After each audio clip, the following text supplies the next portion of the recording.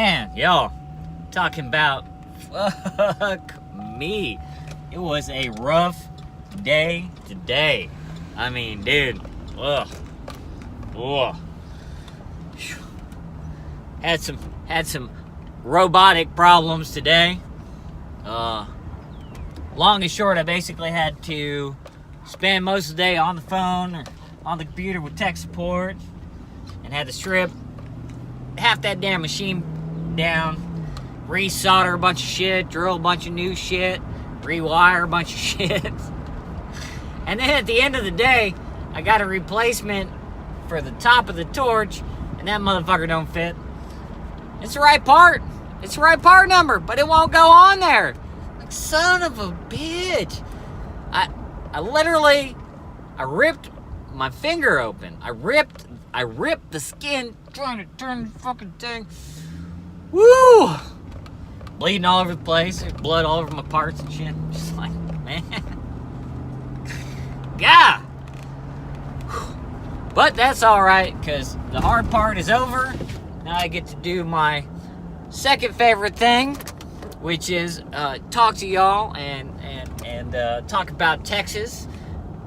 And, you know, man, that always makes me feel better. I do love this place. It's another beautiful day here in Houston, Texas. The skies are still crystal clear blue. Let's check them out. There you go. Look at that. Man, you really just can't ask for more than that, can you? It's again cool this morning in the upper 40s and has warmed up to about, I don't know, 70 degrees, 71 degrees, something like that. It's pretty warm. Pretty nice. Feels good. Man, it feels good. Man, I made some hamburgers last night. Woo! I like hamburgers. I've been trying this thing lately. I don't know, man. Like, lately, I mean, like, I've done it twice now. So you cook the burgers, right? And mix, you know, you gotta mix a bunch of good shit. You get some garlic and some onions and some paprika and some chili powder and some salt and pepper and some Worcestershire sauce. Worcestershire sauce. Whatever the fuck's called. A little bit of barbecue sauce, a little bit of mustard. Right? Mix that into the meat. And then cook some bacon, get some cheddar cheese, shred that, and then you cook eggs, right? Like just break them and drop them in there, and I'm pan fried, or they're not ever easy because I cook them all the way through. I don't leave them runny. Some people like runny eggs, dude. I don't know. It's not me. I mean, I can eat raw oysters, no problem, and calamari, but runny eggs, man, just doesn't do it for me. Hey, man, you put all that shit together, dude, it makes one mother-loving hell of a burger. Definitely want to try that out. Remember, gotta get your back porch set up, y'all, man. I mean, to enjoy the beautiful Texas evenings, man. All right, so on the news today, we got, what do we got? We got a bunch of stuff. We got on this day in history coming up. Of course, we have answers to your burning comments and questions, as always. Appeals court holds state show me your papers, upholds the show me your papers law. And we got a big story about the two most important resources, natural resources here in Texas: oil and water. And it's going to be interesting going into the future. Water's going to be just as important as oil as far as I'm concerned. We'll see. All right, y'all. Well, that about wraps it up, so let's get on. Howdy, my name's David Taylor, coming to you as always from beautiful Houston, Texas. So welcome to the Texas Daily, where we answer all of your comments and questions about the great Lone Star State. We also talk about news and the goings-on here in Texas, and hopefully just help to educate people on anything that they are trying to find out about what we got going on down here. Remember, as always, thank you very much to everybody that's watching.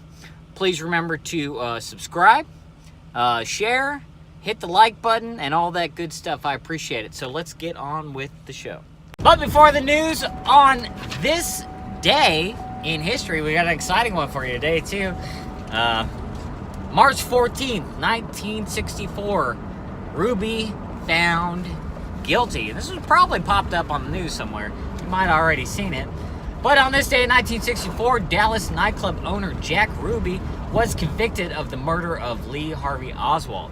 On November 24th, 1963, Ruby, the proprietor of the Carousel Club, had shot and killed Oswald, the accused assassin of President John F. Kennedy, in the basement of the Dallas City Jail during Oswald's transfer to the county jail.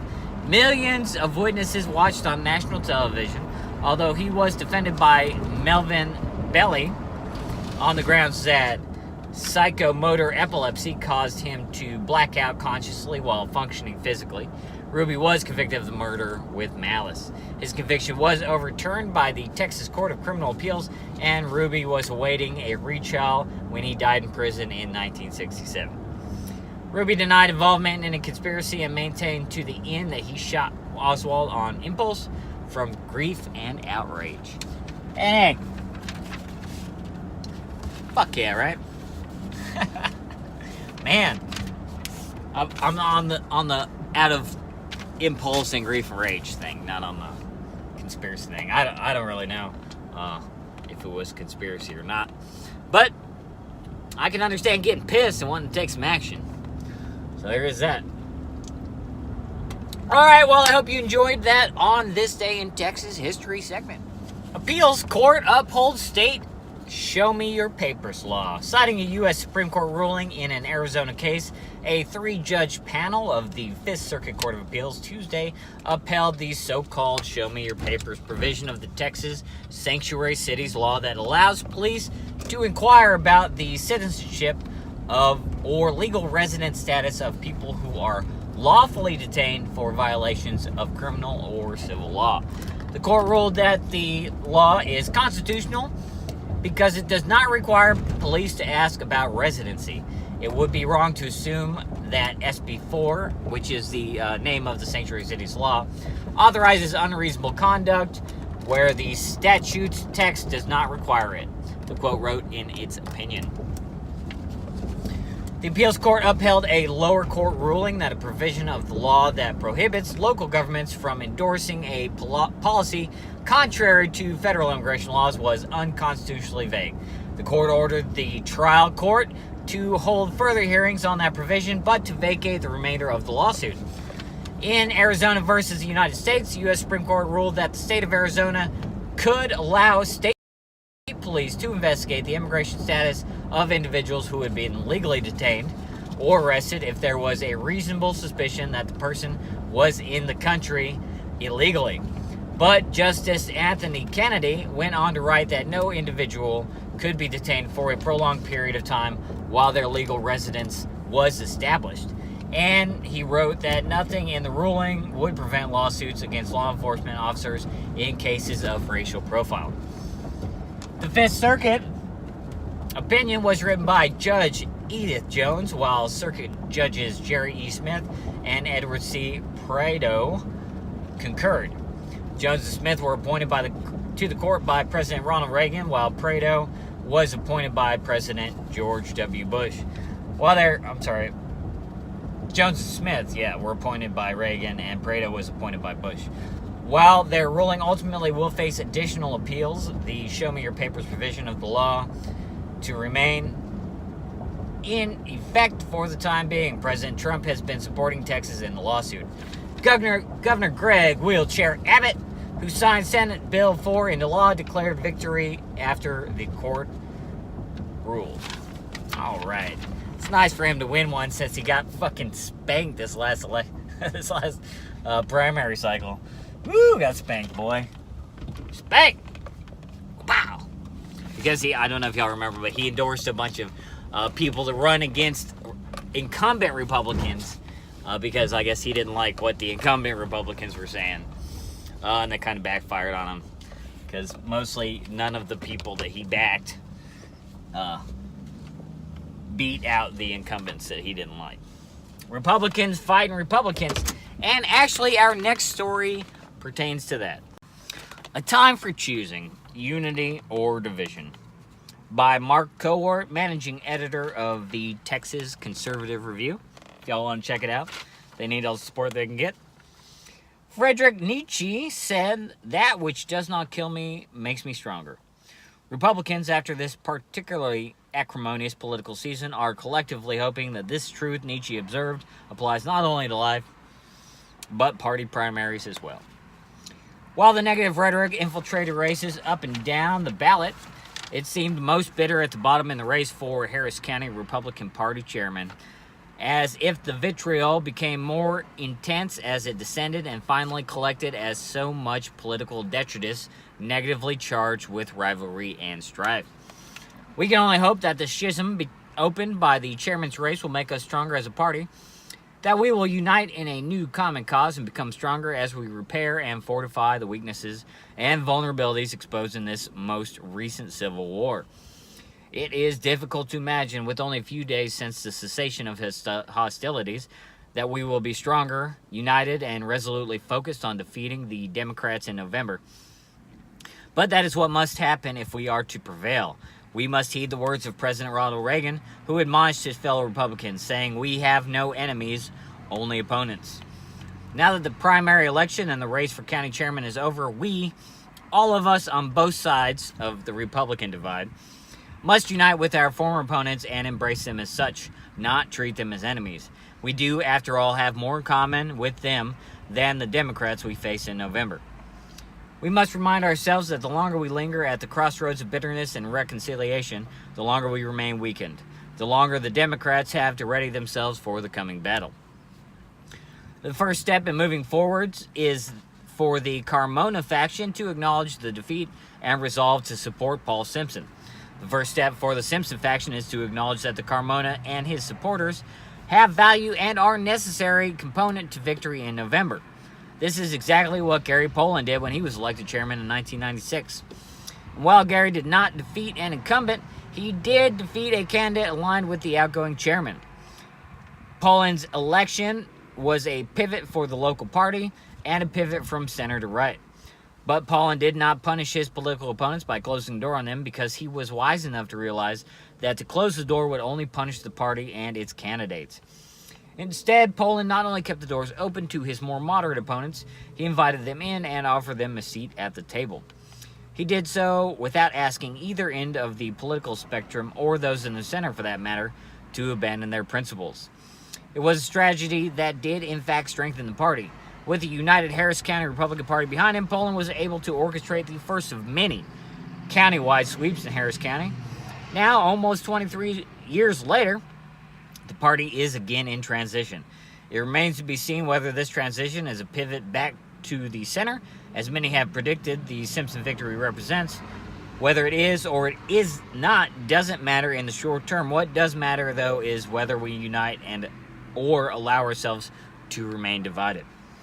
I know, like, and respect Republicans on both sides. I have no doubt that our party is big enough for Republicans of all stripes: Tea Party Republicans, social conservatives, fiscal conservatives, moderate Republicans, and ultra-conservatives. Maybe it is time to strip off those labels, without abandoning our principles, of course, and unite for our common good. 2018 Republican Harris County Chairman's race was ugly, but we survived. This is our time for choosing. Let us take this moment to choose unity over division. Let us congratulate the victors and join forces as we march ahead to victory in November.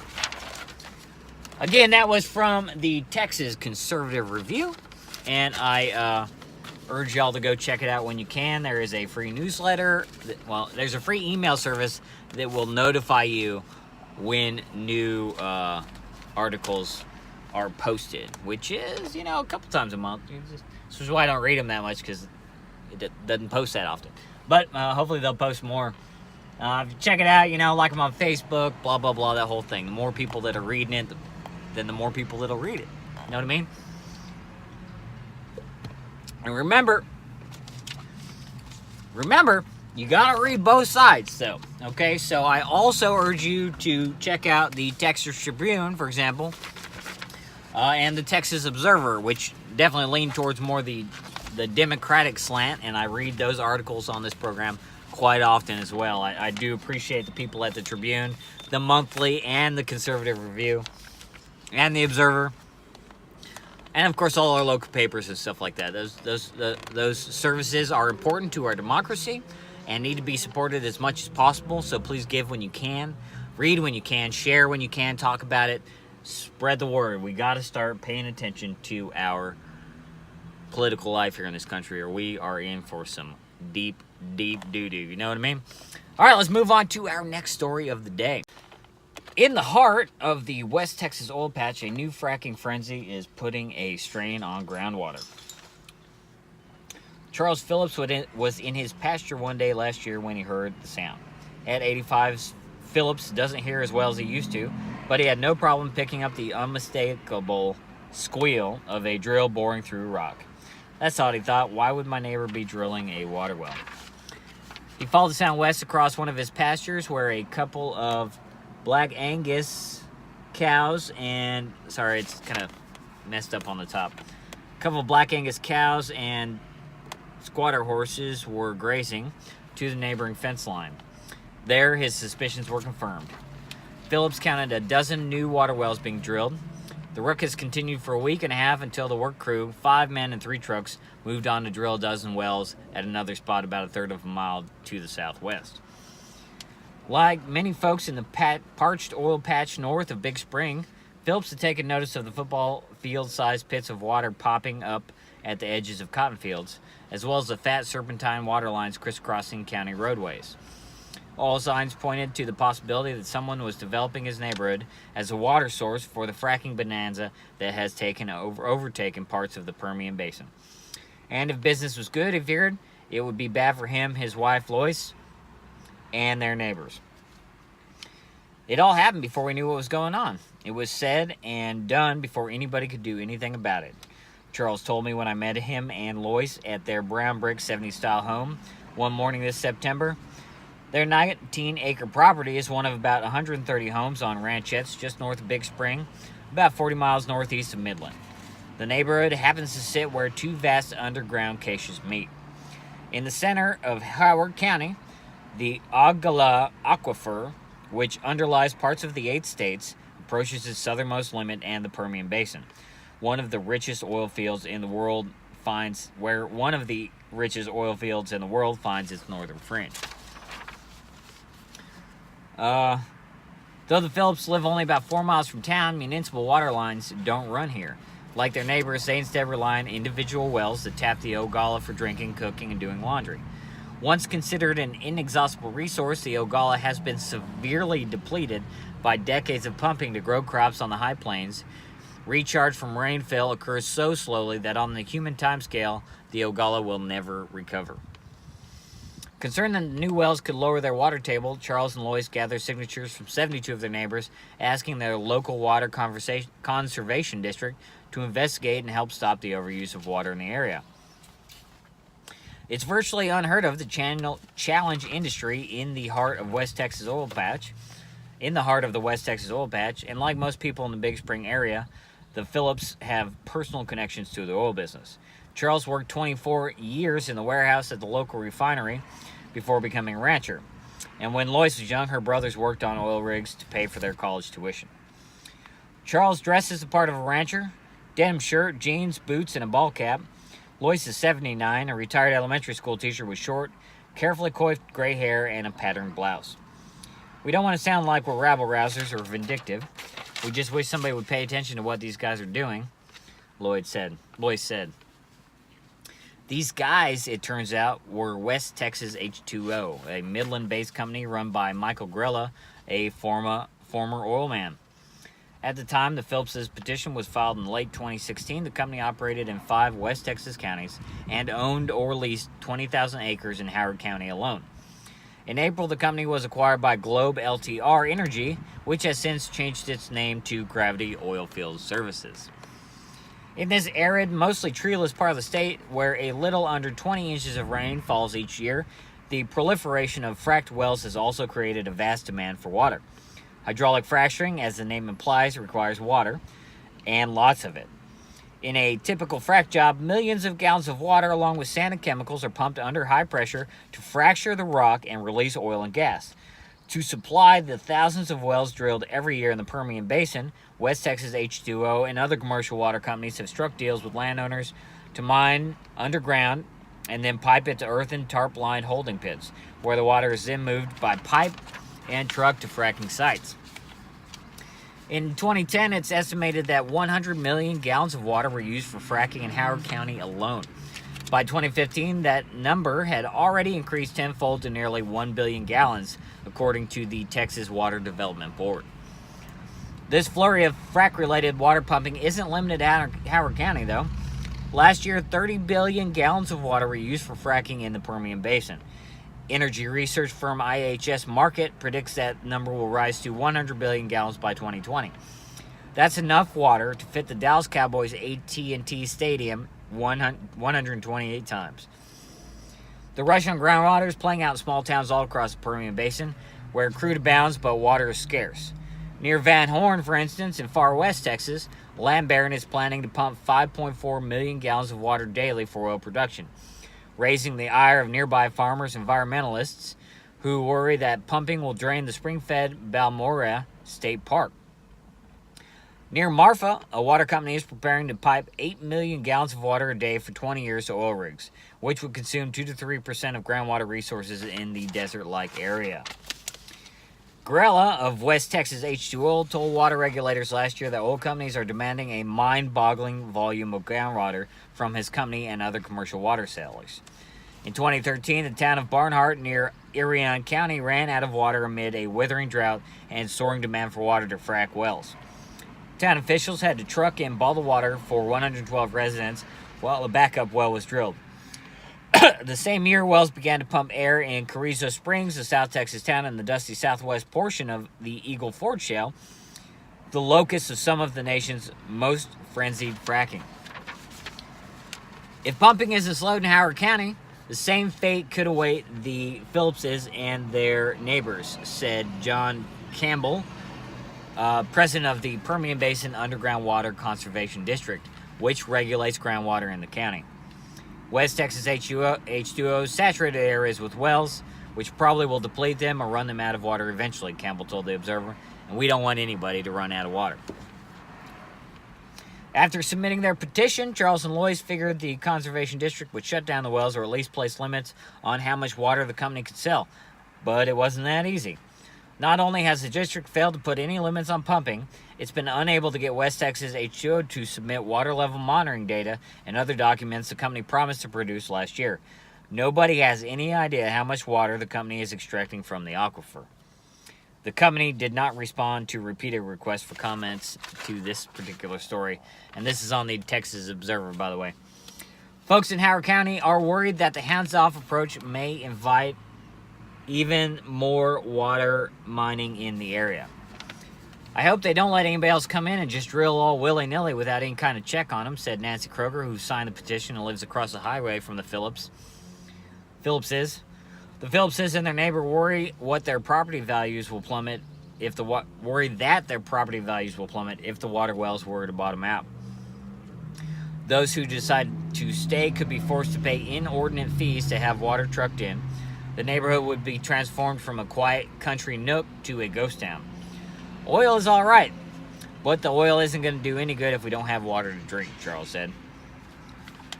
Howard County's seat, Big Spring, takes its name from an ancient watering hole once used by buffalo and antelope, as well as the Native Americans who hunted them. The spring was an important water source for Anglo settlers as they trekked west, and for ranchers who eventually settled the town in the 1870s. But by the 1920s, after heavy use by settlers in the railroad industry, the spring ran dry. The city now fills the spring artificially with well water. However, Big Spring's inhabitants soon realized that they were sitting atop another exponentially more bountiful source of groundwater. Formed 10 million years ago when sediments filled in eroded channels across the Rocky Mountains, the Ogallala stretches from South Dakota to West Texas. It's one of the world's largest and most depleted aquifers. Since World War II, it has been harnessed to grow commodity crops in the Midwest and Southern Plains, accounting for almost 30% of irrigated farmland in the United States. Damn. But after decades of intensive pumping, the water table has dropped precipitously. In parts of the Panhandle, counties of Palmer, Hale, and Swisher, groundwater levels have dropped by 80 to 100 feet since 1990. The southernmost reaches of the Ogallala underlie the northern half of the Permian Basin, bisecting Howard County before giving way to the Edwards Trinity Formation. Here at the Ogalla's terminus, the aquifer layers start to pinch out, thinning to just a few feet thick in some places, said John Tracy, director of the Texas Water Resources Institute at Texas A&M University. In Howard County, groundwater is in such short supply that only 8% of farm acres are irrigated. According to the U.S. Department of Agriculture, almost all cotton here is grown almost all cotton grown here is watered only by rainfall. Whew. Well, that's about half of it right there, but that shit took 10 minutes, dude, so we'll cut it off there. Maybe I'll read the rest tomorrow. All right, y'all, let's move on to our next section. Yeah, well, I guess you got to find balance in all things, man, you know? We got to keep pumping oil. We need that oil. But, man, we need that water, too. I guess it's too expensive to get it all the way from the Gulf of Mexico.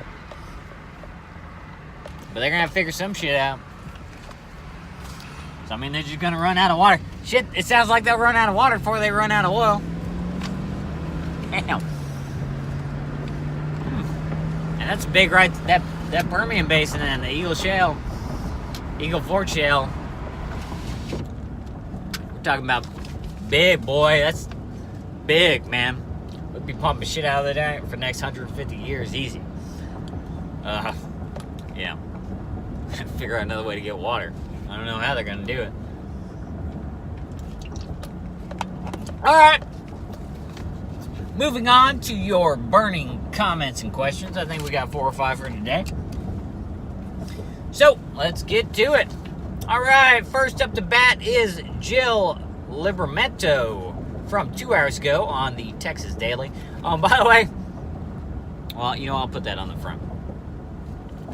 So, but because, you know, like, I couldn't find the plug for my external hard drives, and I keep 90% of the videos on the external hard drive so it doesn't eat up my memory space on the computer, which is, I would definitely recommend it. However, I forgot because I'm doing one at work too, and I forgot to plug, so I couldn't access any of those video files. So I just threw some shit together like at 10 o'clock last night. I'm sorry about that. It's kind of funky looking, I know. All right.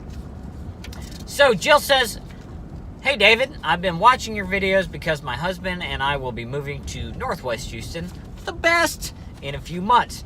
Your videos where you're driving all over the place are so helpful. It gives me a chance to see what the area looks like, since I've never been there before. Your little comments are very helpful. Like when you mentioned the air traffic through Cyprus, which made me think about considering that when we move. I have a question. We raised our kids in Georgia, and they now live in DFW. We love the beach and have always gone to the Georgia or Florida, but since we will be in Texas, we want to find a beach to go to. My kids say that... All right, hold on. It's kind of a long comment. Let me just get through this light right here. Woo! Woo! Okay, all right. I gotta pull over again. All right. Because Jill deserves my undivided attention. All right, here we go. Okay, sorry. So,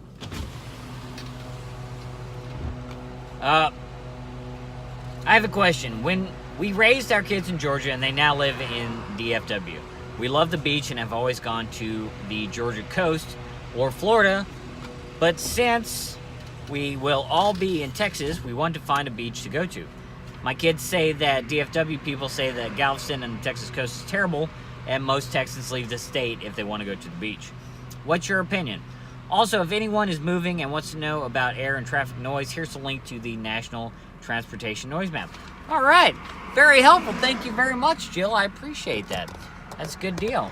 I might have to copy that link and post it on the video. I don't know exactly how to do that yet, but I think you can do it. That'll be a way. All right. Well, so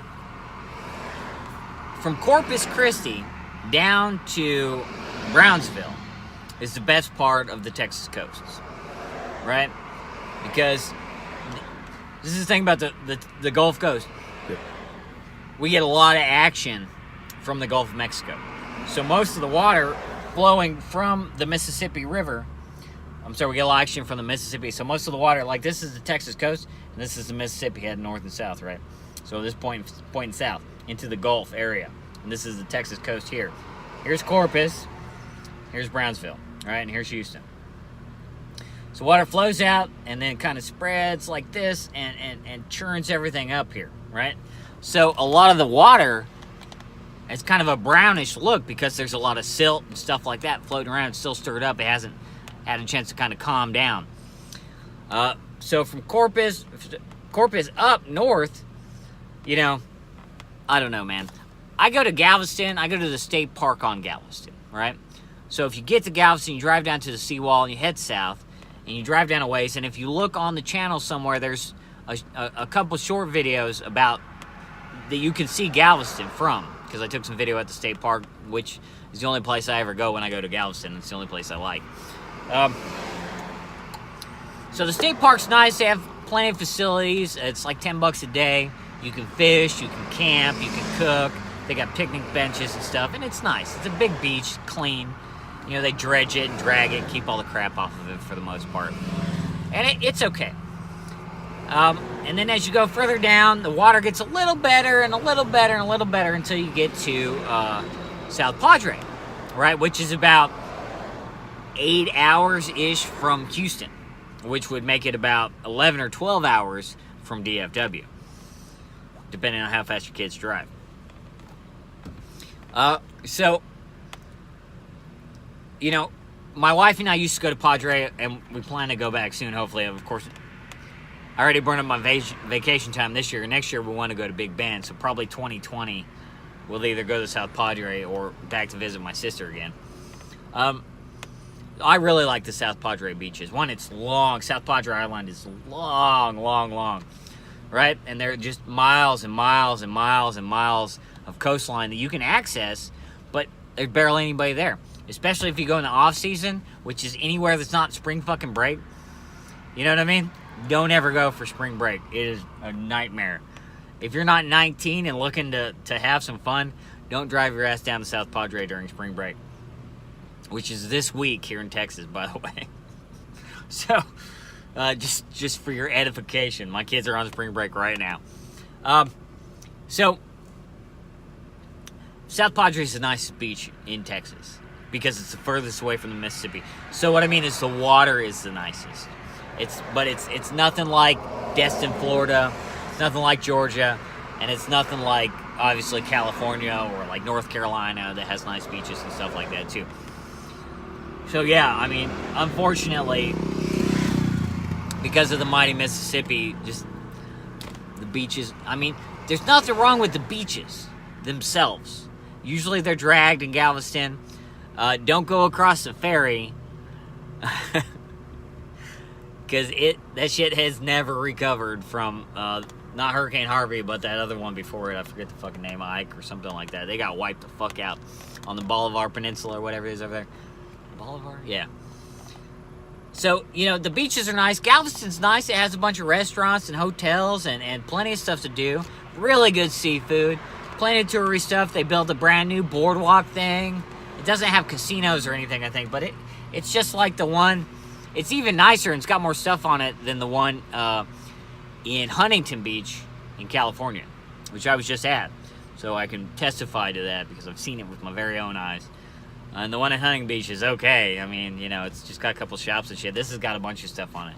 It's, the guy that owns I think the Landry's Food restaurants, dude's got money. And he built a big-ass pier, pleasure pier, they call it, down there. So there's plenty of attractions. There's plenty of beautiful state beaches. There's plenty of dolphin watching and fishing excursions. And down in South Padre, they got a sea turtle thing, which is really neat. So there's a lot to do on the Texas beaches, and the fishing is fucking outstanding. I guarantee you. Also, you don't have to be worried about fucking great white sharks or any shit like that.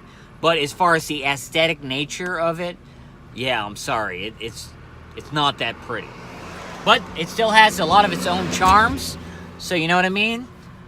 Think about it. Check it out. Look on the channel for the Galveston video. You can see it for yourself.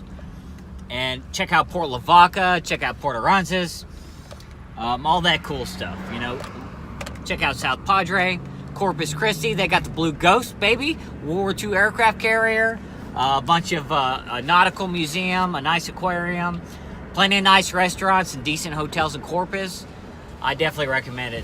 The beach there is kind of rockier than what you'd be used to. It's very sandy and hard packed in Galveston. It's rocky and got a lot of shell kind of material, you know what I mean, in Corpus. And then down towards Padre, it's real soft, fluffy, and real sandy, you know. The closest thing to like the Huntington phone call.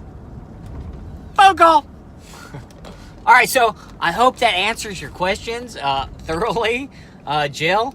Again, you know, obviously I've been going to Galveston for a long time, you know, because I live here and Galveston's closest. I take my kids there. My kids like it. It's fun. There's nothing wrong with it. It's just not pretty. That's all I could say. I mean it, and sorry, I'm just cleaning the screen there. Sweat from my skin when I answer the phone. Yeah. I mean, I gotta say right now, the nicest beach I've ever seen is Laguna Beach in California. That's hands down the most beautiful fucking thing I've ever seen in my life. It was nice. But, you know, don't let them folks shit on the Texas coast, man, because we got plenty going on. There's plenty of nice stuff, just no beautiful clear water, no sea urchins, and, you know, no shit like that, you know. There's no seals. But the water's not freezing. At least you can fucking swim in our water, you know. It's not 40 fucking degrees. And you can mostly see through it until you get to about, waist deep, so it's all right. All right, thank you very much, Jill. I appreciate your comment. Thank you for leaving that link to the noise map. Very good. And, you know, always appreciate everybody who watches and takes the time to comment. So, again, if you have any more questions, comment again, feel free. Or you can always email me at davidthewelder@hotmail.com. It's Dave the Welder, all lowercase, all together, davidthewelder@hotmail.com. All right, moving on to Gone Rogue Fusion Company, or as I like to call them, my best friends. How's it going, Marty? Y'all doing all right, and Debbie? So, where am I going here? Oh, yeah. Okay. June 16th is our estimated time for delivery, arrival, is our ETA. I think we are frantically trying to get all the details in order. We're super excited about our Texas adventure. Hopefully, we will run into you sometime. You have helped make the move easier with your tips and advice. Marty is doing a lot better. And it will be a process, but he is headed in the right direction. Man, I am damn glad to hear that. Yeah, man. No, once y'all get settled, shit, give me a shout, dude. I got to do some Central Texas videos this year anyway. Well, a little bit backwards. Just a little bit. Boom. I got to do some Central Texas videos anyway. I know you're going to be out that general direction. So, yeah, let me know when you're here, man. I'll stop by. All right, thank you very much. D&M, as always, I appreciate it. Charles Gomez from 7 hours ago on the Texas Daily. Welfare to work, in parentheses. No disrespect to anyone, but New York State has had a program for a period of time. My last 5 years of work, my employer participated in this type of program. I was never so surprised to see how many people don't want to work. Many seem to go out of their way to get terminated. All my boss had to say was the agency sending a few people for the day. That meant my day was going to be terrible.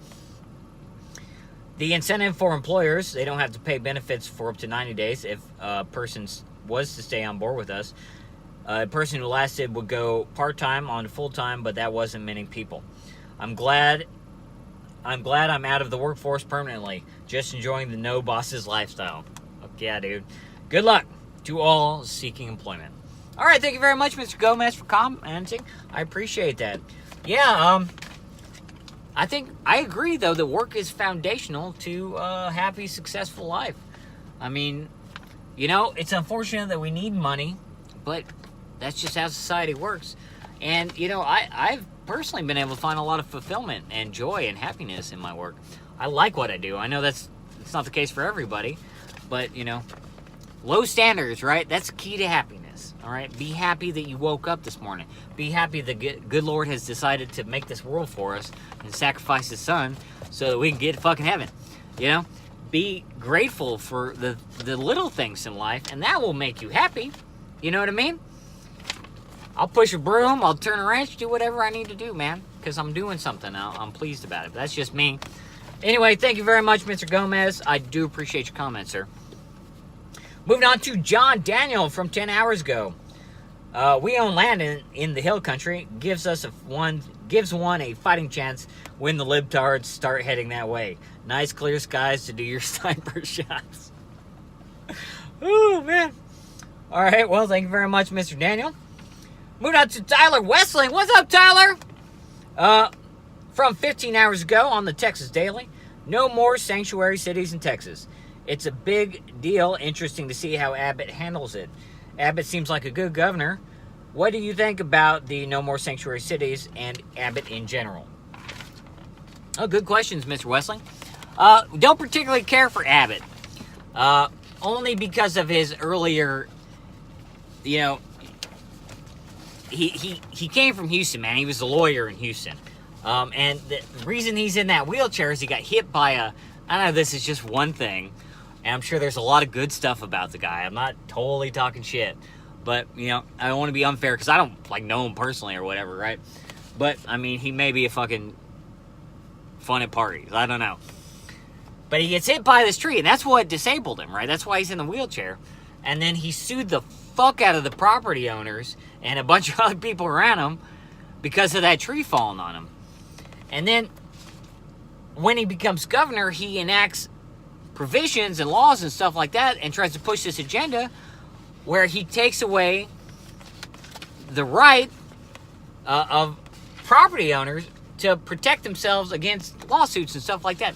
Or, no, I'm sorry, and then backwards. He makes it harder to sue companies and homeowners for stuff like the thing that happened to him. So when it happened to him, it was okay for him to sue and get a bunch of bucks for the tree fell on his back. And there was a tree company that the homeowner was paying to look at the trees and maintain them. And they did testing and they thought the trees were fine, but one of the branches broke. So he sued that company, he sued the homeowner and everybody in this whole fucking thing and won. And then when he's in power, he decides to fuck everybody exactly like himself and make it harder for them to sue. Now, is it okay for anybody to be able to sue homeowners for some bullshit that happens on or near their property? Probably not. We do need limitations on people's ability to file fucking lawsuits. It's crazy how many lawsuits there are. It's fucking frivolous. It's bullshit. But at the same time, he personally benefited from something that he then went back and said, oh, no, you can't do that. You know what I mean? And again, he does other stuff that is just him being in the pocket, it seems like, in the pocket of fucking corporations. You know what I mean? And I feel like sometimes this is my problem. I have and live by a bunch of pretty conservative values. You know what I mean? I'm a gun owner. I don't like abortion. I think it's murder. Shit like that. You know what I mean? But at the same time, a lot of the fucking conservatives that I would love to vote for pull shit like this and seem like they're working for the big corporations and they forgot about the people that make this fucking country run. And that's my problem with people like Patrick. That's my problem with people like or Abbott and Dan Patrick and Ted Cruz and John Cornyn and these other people that you may be familiar with. You know what I mean?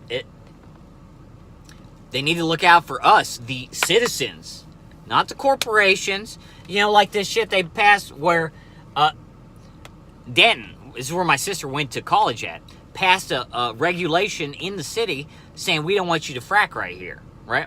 All the citizens got together and voted, and it was a overwhelming majority that voted we don't want you to be able to frack here. So what did Dan Patrick and Greg Abbott do? They decided, okay, Well, we'll pass a law that says you can't institute a city ordinance that stops people from drilling. So who are they protecting in that? The oil and gas companies that are paying for their fucking political donations? Or the lawful fucking citizens of the goddamn Lone Star fucking state? And in my opinion, they're looking after the corporations. They don't give a flying fuck about the citizens of Denton. Which I think is fucking bullshit. So, people get mad at me for voting Democrat, but fuck, man, what am I supposed to do? You know what I mean? Looking after the corporations isn't how you take care of good fucking American citizens, you assholes. So, you see the predicament I find myself in very often, where I would love to vote a certain way, but I just can't, because these people are fucking hypocrites. So, that's I get a little excited when I talk about Mr. Abbott. But yeah, that's how I feel about him in general. I really don't think that he looks out for the people he should be looking out for. And I think it's a complete lie, and it's completely disrespectful to the conservative principles that we all should live by. And just remember, the conservative principles are tightly linked to the principles of Christianity. Okay? Remember that. That's how it's supposed to be. We believe in God. And, the 2 commandments, baby. Love God with all your heart, soul, and mind, and love thy neighbor as you love yourself. That says love your brother, I think, but you know what I mean. All right, thank you very much, Tyler. Great question, buddy. Great question. All right, moving on to Tony Esprit on the average wages. Yeah, you got lots of jobs that are part-time with low pay and no benefits, and you will be a slave. Average pay is $8. Notice what sort of jobs he's speaking of. You don't want that, plus you better speak Spanish or you will be ran off. That was on the average wages video. I have to do another one of those because I think it was 2017 or 16 when I did that one. All right, well, that's not entirely true, but that is partially true. A lot of the jobs, say 60% or so, are low-wage jobs, service jobs. And we've talked about before on this program, that's a real problem. Not only for Texas, but the entire world economy, and definitely for the U.S. economy. A lot of people don't have jobs where they build something, fix something, or grow something anymore. They have jobs where they provide services to the people that build things, fix things, or grow things. And that's a real issue. And, again, that doesn't only affect Texas. We got to move away from that stuff. We need to find ways to get people real long-lasting jobs that will help them have fulfilling lives. And not everybody's lucky enough to get those. Now, a lot of that falls into hard work and stuff like that, and constantly bettering yourselves. But there just literally aren't enough jobs for all the good, hardworking people that deserve better jobs that aren't going to get them because of the poor situation that our economy is in. Like this Trump thing, man, with the tariffs. I agree with that policy. I wish he would say you start at like 3%, and then 5%, and then 8%, and then 10%, and then 15%, and get all the way up to 20%. And in the meantime, give the American steel unions and factories and stuff like time to start bringing those plants online. It takes 2 or 3 years to get a steel foundry back online. You got to hire people. You got people to move back in the industry, into the area. You got to run the electric lines. You got to get everything going again. You got to get metal and ore. I mean, there's a bunch of work that goes into that. It's like building a nuclear power plant. You don't do it overnight. We needed years to kind of ramp up that production. But I do believe in that production. We should be making our own fucking metal. And I work with metal, so I can tell you, Chinese steel and a lot of other steel imports are shit. We do get good stuff from Canada, and we don't want to fuck up our trade negotiations and our status with Canada and Mexico, man. They're big trading partners, and, we're all a team. It's a cooperative effort. We need to get along with the Canadians and the Mexicans. But, okay, sorry, I'm kind of rambling. Yeah, all right, so moving on. Well, thank you very much, Tony. I appreciate the comment, dude. I think you were trying to kind of talk a little shit, but you do have a point, and all points will be listened to, if not agreed with. Joan Oles from 19 hours ago on the Houston Daily. Wow, haven't done a Houston Daily for a while. What happened to the Houston Daily Digest? I have art from 10/16/16. It's all political. I see this isn't. So not exactly sure what you mean. I mean, the show's now, the Texas Daily isn't political. I have art from 10/16/16. I haven't heard from you from 10/16/16. Hey, if anybody wants to, has some ideas for the show, or if you would like the Texas Daily to be more political, it's going to be the Texas Daily from now on, because I like to focus on the bigger, broader view. I would, if I could get one other person to do one of these and that reminds me, we may get another show soon by somebody that subscribes from this show. Mr. Sid, if you're watching, has talked about doing a daily from Dallas, which I think is a fucking awesome idea. He says he's gonna make a couple of videos for me to post on this channel. I'm really looking forward to doing that, Sid. And when you start doing that, of course, I will link all your videos to this video. So it'd be great if we had a network of Texans talking to each other and putting out a daily show. I'm looking forward to watching your episodes, sir. Joan, if you can elaborate on that comment, I'd love to hear it. John Wiggins, did you run a stop sign at 30 seconds in? No. I would never. Jeff K is his name. Hey, what the fuck is up, Jeff? How you doing, man? You tuck your head right down between your legs and kiss your ass goodbye. For the tornado. Yeah, buddy. That's all you can do. Thank you very much, Jeff. Good to hear from you, brother. Arturo Chacon. Oh, and that was from yesterday. Houston is nice, but I like Dallas and San Antonio more. Well, to each his own. Yeah, right on. All right, so that is all of our comments and questions today, y'all. Wonderful, man. Another great show. Remember, man, it's all about y'all's participation. It really is. I want to hear from fucking everybody, man. Seriously. The more comments, the better. The more we can talk about. And really, the comments are my favorite part. I like to pick stories and stuff and read about the news and talk about some politics and what's going on, because I feel like it's important. And, I feel like the TV news is just bullshit. We don't hear enough mix of voices. It's all one, I don't know, it's just a bunch of bullshit. I don't like it. So I like to be able to at least talk about a couple news stories that I think are important or relevant or interesting or whatever. But my absolute favorite part is talking to y'all, answering questions, and that's really where I get to do all the fun stuff, man. That's the fun part, is interacting with the people that watch the show. So please, if y'all watch the show, take your time, leave a comment, even if it's just hi, anything like that. I want to hear about it. And again, if you think I'm full of shit, or I'm stupid, or I said something dumb, or you don't agree with it, let me hear about it, man. You know what I mean? As long as it's not overtly racist or just hateful, I will read it out loud. I'm not down with that fascist bullshit or anything like that, though. So, I love my brothers. All of them. I don't get along with all of them all the time. Some need to be taken out and fucking shot. That's the truth. I know that's kind of two things to say, and they don't really mesh. I don't know. But anyway, just saying, love to hear from y'all. So definitely drop a comment. All right, sweet. All right, y'all, I hope you enjoyed that episode of the Texas Daily. Thank you very much for watching. Again, my name is David Taylor. As a reminder, please subscribe and share where possible. I hope you hit that like button before you bailed out of this video. Remember, all comments and questions will be answered on the Daily Show programs.